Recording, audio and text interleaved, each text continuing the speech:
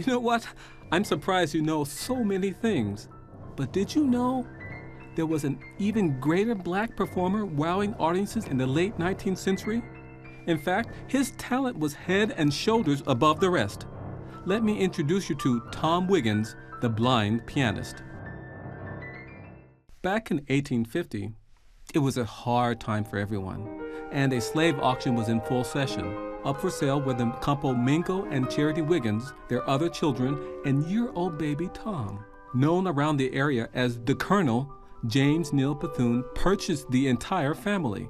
Unfortunately, the baby was blind. He was thrown in as a freebie in the sale. Charity was put to work in the big house. Occasionally, she left her baby in the backyard so he wouldn't get in the way. There he heard piano playing by the Bethune daughters. You could say that this was how it all began. Tom became fascinated by the sounds of music. 3 years went by. The baby was often left alone. One day, while wandering about the house, Tom found the piano. He tried the keyboard, note after note. Soon he was playing the same tunes he heard from outside almost to perfection. When the Bethunes found out, they were surprised. Most of all, the Colonel. Tom became their house pet. The Colonel set up a piano in the back of his office where Tom could practice and entertain the lawyers. On occasion, the lawyers would duck in to hear the Colonel's slave boy play. Never to miss an opportunity, Colonel Bethune hired out Tom to Oliver Perry, a tobacco farmer turned showman, for $15,000 for 3 years. Perry immediately engaged the young boy in a series of concerts throughout the South. He was advertised as the musical prodigy of the age, a plantation Negro boy. Tom's Baltimore's concerts netted about $50,000 during the 3 years in Perry's employ. Tom was a tremendous success. Then the Civil War began. A couple of words about the slave master. Colonel Bethune was well known and respected in Columbus, Georgia. He was both an active lawyer and an editor for the Columbus Times. His political views were strong and unswerving, and to make things worse, he had a bombastic temper that caused him no lack of trouble. He even published his own newspaper. Colonel Bethune was a man you respected or else. He had big plans waiting for Tom as soon as Oliver Perry returned. True to the Confederate flag, the two Bethune sons enlisted as officers into the Army. Not to be outranked, Colonel Bethune promoted himself to the rank of general, and heaven help anyone who did not respect his new title. Tom was returned to General Bethune's custody. Sensing the imminent defeat of the South, the general took Tom and the lot to join his daughters to the safety of Florida. When Atlanta fell in September 1864, the Bethunes only had to sit out the war. Having heard the Confederate victory described by one of the Bethune's sons, Tom composed the stirring Battle of Manassas. It became one of his favorites in concerts. As Tom's popularity grew, he became more and more an asset to General Bethune. The general felt Tom was ready to perform at the prestigious Temperance Hall in Columbus, Georgia. His concert on October 1857 was a resounding success, and quickly more performances followed in other cities as Atlanta, Macon, and Athens. Tom was heralded as being the most remarkable ever witnessed in Athens and would put to blush many a professor of music. Tom was in seventh heaven. He loved applause. The military blockades were lifted, and it was safe to resume travel. The old man and his two sons traveled north to New Albany, Indiana, to exhibit Tom. After several concerts there, he was taken to court by Tabbs Gross, a black man from Cincinnati, Ohio. He claimed he had a gentleman's agreement with General Bethune for the sale of Tom to him. Gross even produced a bill of sale for $20,000. A heated trial followed. The presiding judge decided in favor of General Bethune and granted him complete guardianship of the boy. That decision was met with shock and outrage. The Cincinnati Enquirer had a field day. The New York Times published, "What a party it is! The venerable Southern planter and his two sons, paroled officers of Lee's army, traveling the country with 2 old Negroes and their idiotic child in order to make money." This lambasting fell like water off General Bethune's back. Tom was still being promoted as an idiot. Some show gimmick, eh? Tom was 16. The general felt if Tom made a successful debut at the Academy of Music in Philadelphia, he could make it anywhere. It seemed like the highbrow audiences of the city loved him. While in Philadelphia, Tom was subjected to a series of musical and scientific examinations. He passed them with flying colors. Next stop, Europe. Tom wowed them in every performance and raked in the money. Tom was a success at every stage he walked on. The public could not get enough of him. Yet, he felt he needed an extra something, a shtick or gimmick to keep the audience from becoming restless. First, he tried it out on his teacher, Madame Anna Tutine, a former pupil of the great composer-pianist Franz Liszt. Miss Tutine described Tom's playing as very accurate. He never seemed to forget and could play pieces like Beethoven's Sonata Pathetique with great feeling. Here's the shtick.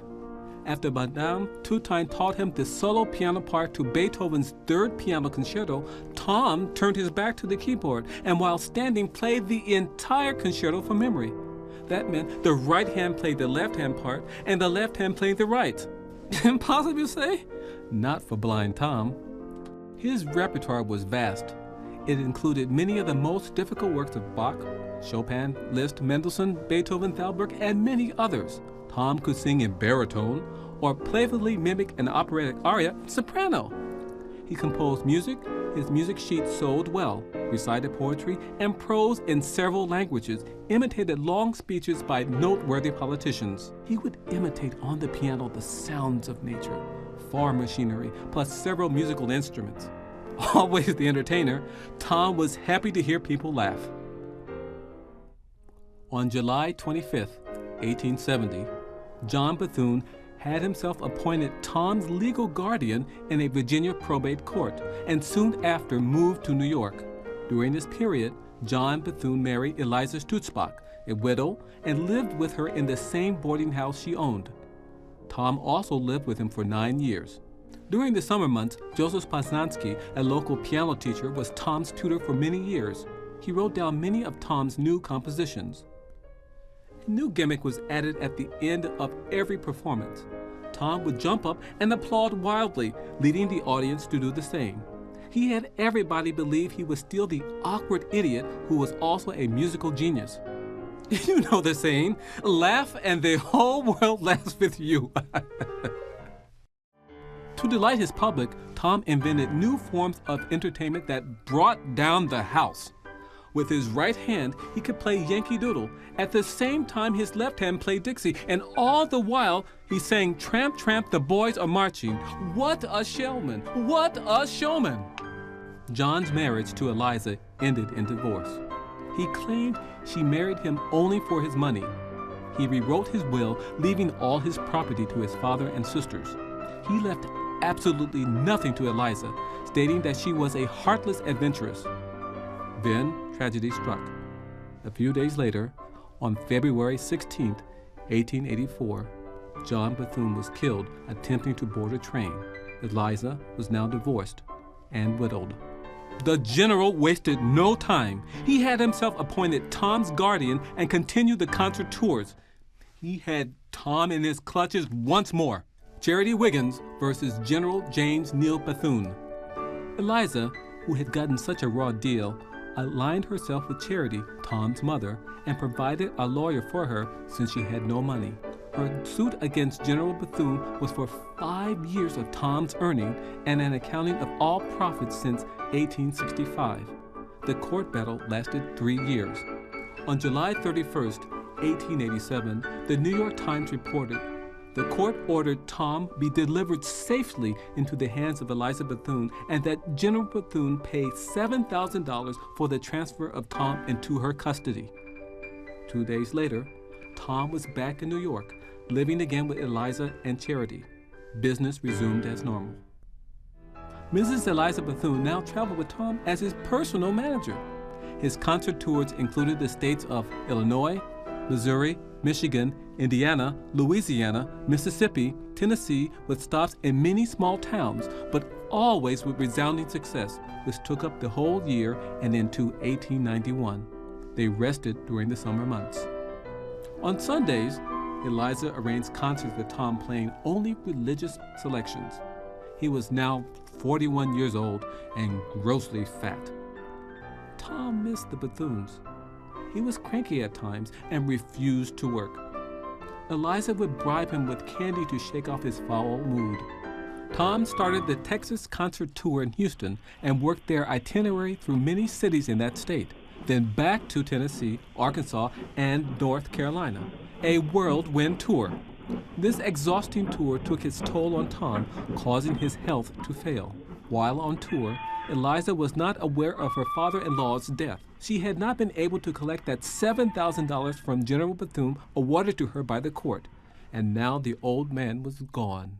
The Pine Bluff, Arkansas Daily Commercial reported, a fair-sized audience despite the rain. Though describing it as a most satisfactory performance, the writer felt it was not necessary for Tom to make his own announcements, to applaud himself, to exhibit himself as a perfect imbecile in everything else but music. Isn't it sad how this writer would just find fault and not appreciate Tom's talent? Was it jealousy? Racism? The public did not know Tom had many years of study with some of the finest teachers of his time, one having been a former pupil of Liszt. In any case, the tour was a financial success. Charity Wiggins and her late husband had 20 children, some of whom were still alive. She was illiterate, but could make her mark on paper when she had to, as she had done when the general asked her to sign away her Thomas for a 5-year term because there was money in him. That might have been so, but she received next to nothing of the fortune that her son earned for General Bethune.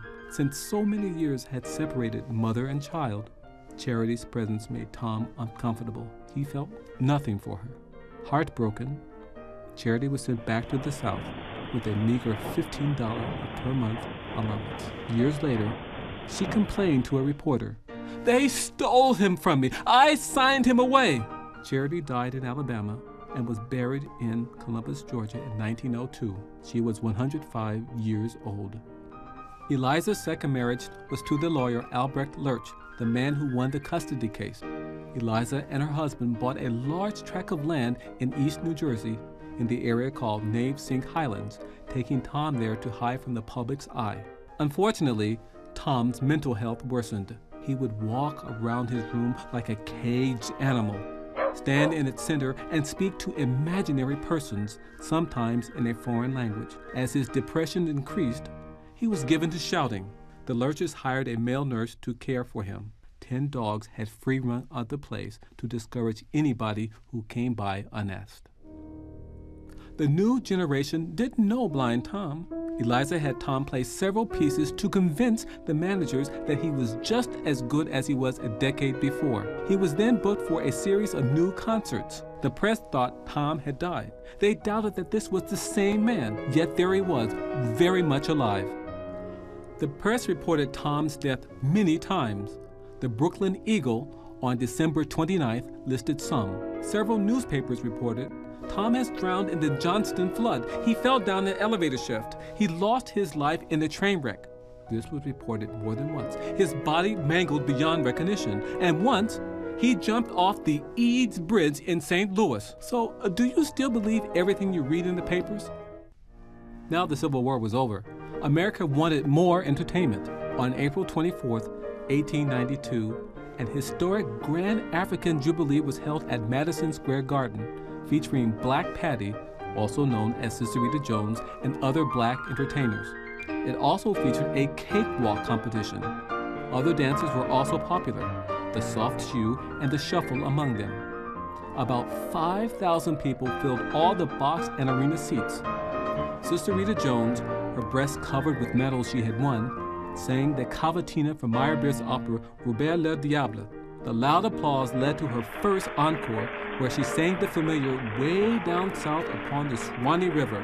For several weeks, Blind Tom and Sister Rita Jones were among the leading musical attractions in New York. Tom acted as an accompanist for many black sopranos. In private, he would imitate their songs with uncanny accuracy in soprano.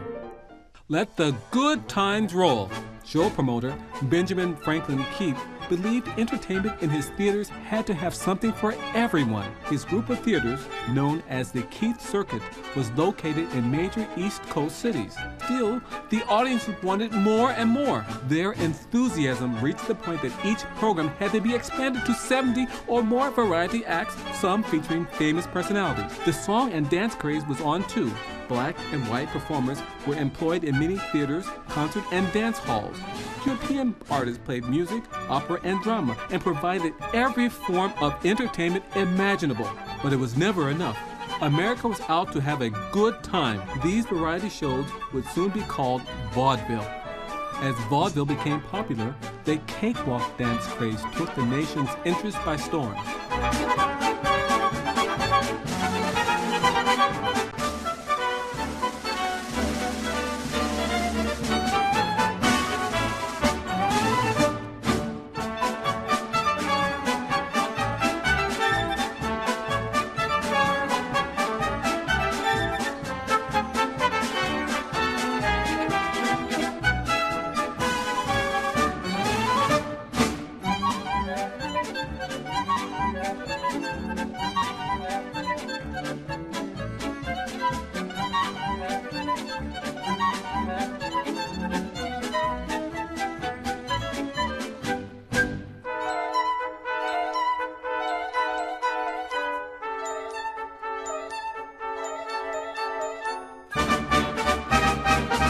Black dancers could strut their stuff with speed and grace like no other.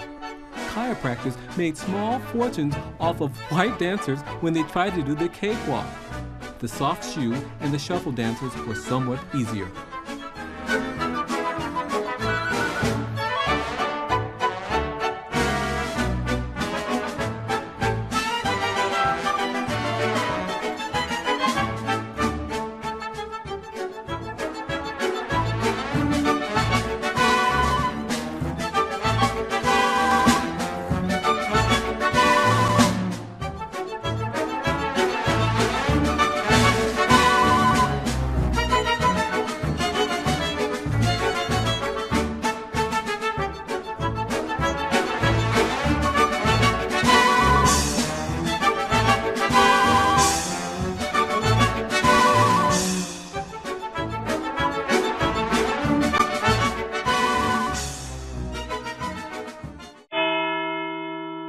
One day, as he sat before his piano in Hoboken, New Jersey, singing nostalgic melodies of the Old South, Tom suddenly stopped and fell face downward to the floor.